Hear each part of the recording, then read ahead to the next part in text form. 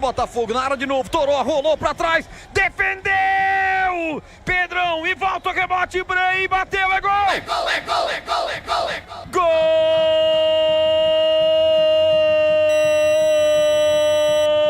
Gol do Botafogo! Botafogo! Patrick Brei, 16 a camisa dele. Ele não perdoa, Patrick Brei marca! Depois de uma jogada pela esquerda, veio na velô, mas numa velocidade tremenda o Botafogo. No lado esquerdo pintou o chute do Toró, defesaça do Pedro Rocha, e aí ninguém marcou o Brei. Ele começa a jogada no arremesso lateral e finaliza no rebote de Pedro Rocha, empurrando a bola pro fundo do gol da Ponte. Mata o jogo em Ribeirão Preto.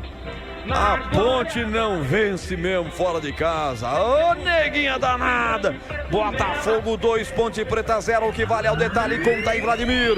O gol já era para ter saído com o Toró, né? Fez uma bela jogada lá praticamente dentro da pequena área para a defesa do Pedro Rocha. No rebote, o próprio Toró ficou com a bola, rolou para a batida do Patrick Brei, que marcou o primeiro gol dele na Série B. Amplia o Botafogo 2-0. Só para fechar a informação do público aqui com a renda de R$ 36.425.